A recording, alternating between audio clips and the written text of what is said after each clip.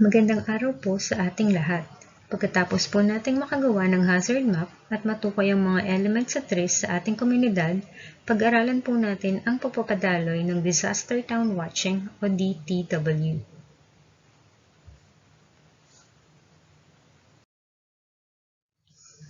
Ang layunin po ng Disaster Town Watching ay ang Disaster Town Watching ay isang pag-aaral sa kasalukuyang kalagayan ng komunidad at sasama-samang isinasagawa ng iba't ibang sektor ng komunidad upang makakuha ng datos para sa pagpaplano ng barangay at makaiwas sa isang bantang panganib o sakuna. Ang kahalagahan nito ay upang makabuo ng konkretong imahe para sa disaster reduction activities sa lahat ng stakeholders, kabilang ang lokal na pamahalaan, eksperto, at lokal residents. Upang magkaroon ng sariling kakayahan na tukuyin ang problema ng isang komunidad. Makakatulong din ito sa pag-establish ng sistema ng pakikipagtulungan sa tuwing nangyayari ang kalamidad. Paghahanda rin ito para sa mga sakuna katuwang ang mga lokal na residente na may mataas na kamalayan sa pag-iwas sa kalamidad.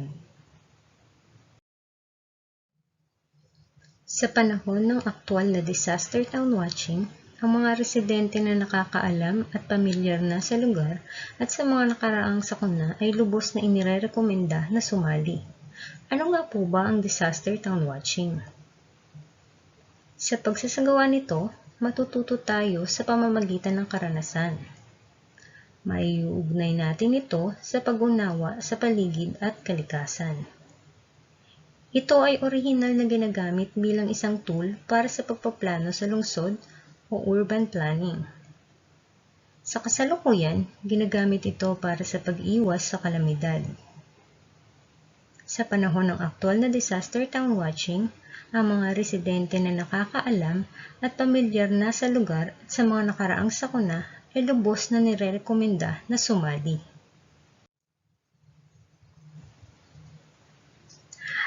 Ang paghahanda ng Disaster Town Watching ay binubuo ng tatlong bahagi. Walk and observe, make a map, discuss, and present. Palawakin po natin ang bawat hakbang na ito sa pagpapatuloy ng ating discussion. Bago ang aktwal na Disaster Town Watching, may mga paghahanda tayong kailangan gawin.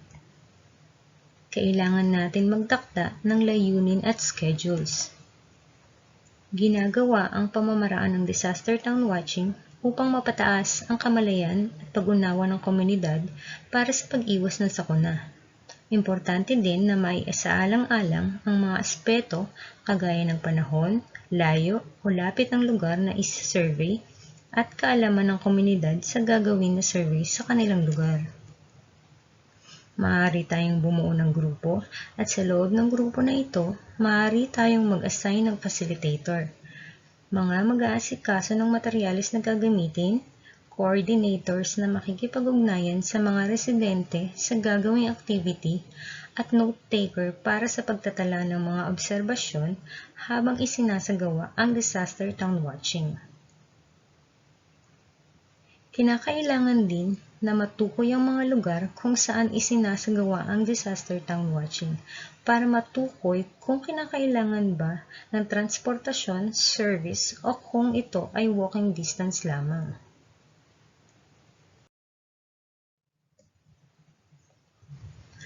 Ang mga sumusunod ay ang mga materyales na kinakailangan natin sa pagsasagawa ng actual survey.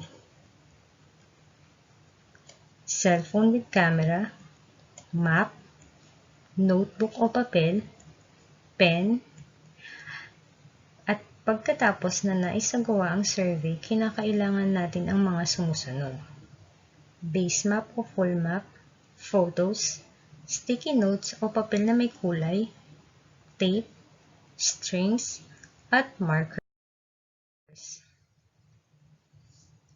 Sa pagsasagawa ng Disaster Town Watching, mahalaga na magkaroon ng mga alituntunin ang mga kalahok. Do's o mga dapat gawin. Number 1, mag-ikot lamang sa espesipikong lugar at kunan ng larawan ang mga element ng DTW. Number 2, humingi ng pahintulot sa pagkuha ng larawan at sabihin ng pakay.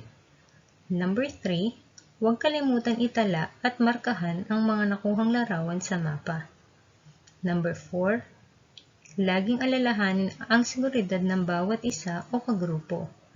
Number 5, pagkatapos ng pag-iikot ay bumalik agad sa napag-usapang lugar ng tagpuan at ibahagi ang mga larawan at karanasan na isinasagawang DTW. Don'ts o mga hindi dapat gawin. Una, huwag pupunta sa mga delikadong lugar. Pangalawa, huwag kukuha ng larawan sa mga pribadong lugar. Pangatlo, huwag kukunan ng larawan ang mga bata edad 7 taon pababa. At ang pang-apat, huwag hihiwalay sa grupo.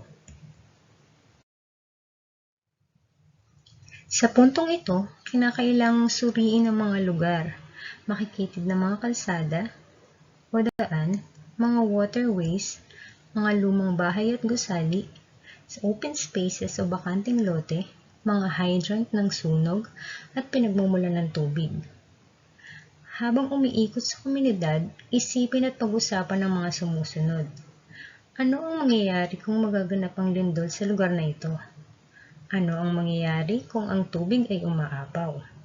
Angkop ba ito para sa puwang ng paglikas o may hawak na lugar sa mga oras ng lindol?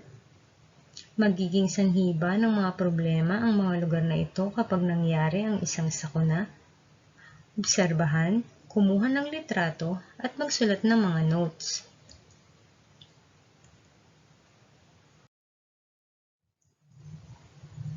Para sa paggawa ng mapa.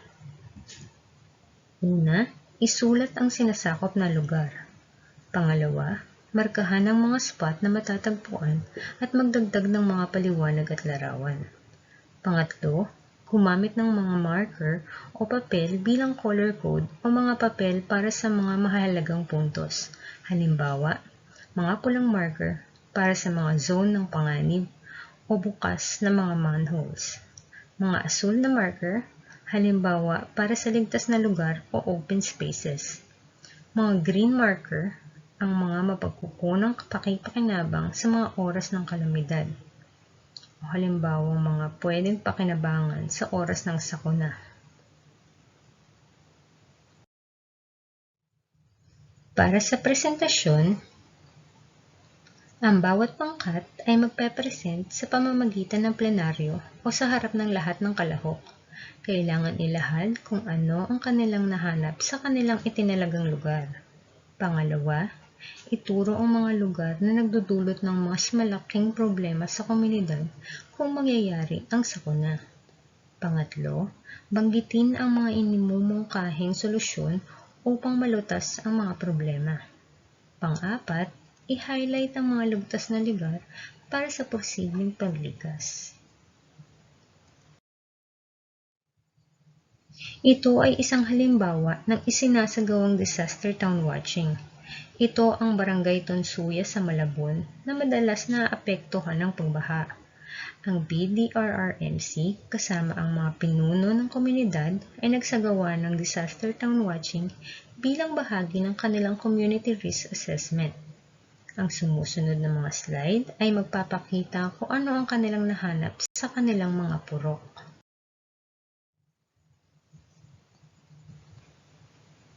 Sa mga larawan na ito, ipinapakita ang mga natukoy na panganib na maaaring maging sanhi ng sakuna at peligro na kinakailangang matugunan ng barangay sa bawat purok na pinuntahan. Purok 6. Delikadong tulay, marupok at tambak ng basura. Illegal dam site, open canal with tubo ng tubig, baradong drainage, sala sa labat na wire, illegal dump site, sirang daan na may tubig, at mga baradong kanal at stock na tubig. Sa Purok 4, sala sa labat ng wire, stagnant water with garbage, daan ng tulay, sira at nakalutang, stagnant waterways with garbage.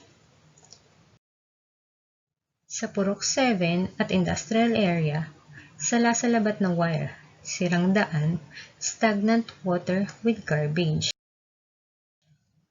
Sa Purok 2 at Purok 1, posteng nalalaglag, open work of Maynilad, unfinished public works, sirang takip ng kanal, mabababang lugar at baradong kanal.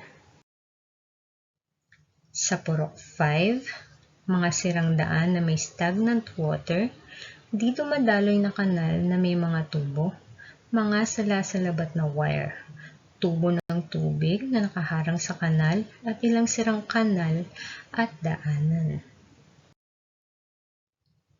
Pagkatapos ng disaster town watching, ay naipakita na ang bawat pangkat ang kanilang nakalap na mga datos, ang mga sumusunod ang maaaring gawin. Una, makita ang mga problemang dapat unahin at maaaring matugunan ng barangay. Pangalawa, maiugnay kung saan ang mga panganib at alinman sa mga epekto ng mga sakuna tulad ng pinsalang pisikal, structural damages, epekto sa kabuhayan at sa mga tao. Pangatlo, makita kung aling mga lugar ang mga mapanganib at ligtas para sa paglikas ng mahalagang mga input para sa plano. Pang-apat, panghuli, maaaring talakayin ng grupo ang mga aksyon na dapat gawin sa mga problema na dapat bigyan ng prioridad. Ang mga resultang ito bilang bahagi ng risk assessment ay maaaring ilagay sa Barangay DRRM Plan. Maraming salamat po sa inyong atensyon at pakikinig.